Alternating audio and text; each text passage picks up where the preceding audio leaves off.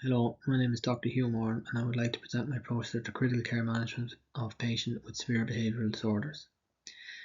The background to this case was an adult with severe autism spectrum disorder. It's a neurodevelopmental disorder with social communication deficits, restricted interest, and repetitive behaviours. Prevalence in Ireland is increasing. Adults with severe ASD and severe behavioural disorder are a vulnerable ICU group, and the challenges they face are their sensory issues with poor communication. They can have severe behavioural disorders, poor tolerance to invasive interventions. There's a high risk of agitation and self-harm during sedation breaks and extubation, and in these cases we have limited adult data with mostly paediatric reports. In this particular case, we had a 37-year-old man with severe autism spectrum disorder and long-standing aggressive behaviour. He was admitted with hyponatremia, seizures, aspiration pneumonia and metabolic acidosis. He required ICU admission and mechanical ventilation for 11 days. Sedations used were propofol, midazolam, fentanyl, and later morphine. Dexmedetomidine is added during weaning and sedation holds. For extubation planning, we had extensive multidisciplinary planning, which included parents and carers. We considered the patient's sensory sensitivities and normal daily routine.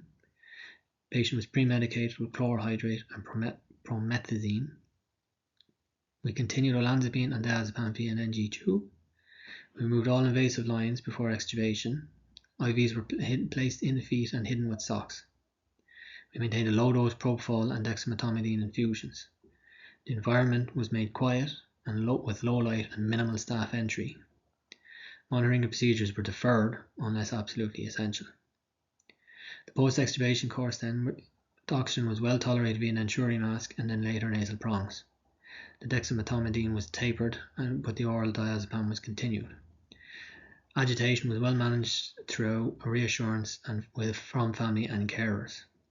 We gradually resumed oral intake and a soft diet on day 2 and returned to baseline behaviour by discharge on day 3. So in conclusion, safe extubation is achieved through coordinated multidisciplinary planning. Dexmedetomidine provided calm sedation with minimal respiratory depression. Chlorhydrate and promethazine are effective adjuncts for neuropleptic malignant syndrome and acute TC prolongation concerns. Early removal of invasive lines reduced agitation and self-harm. Understanding baseline behaviours and daily routines support better care, and the involving of carers and family members strengthen communication and safety. Non-paediatric clinicians recognise the unique needs of the adults and act accordingly. I would like to acknowledge with great thanks to the Department of Anaesthesia, ICU staff, patients, carers, and Dr. Jonathan Roddy for their guidance and support in preparing this case presentation. Thank you.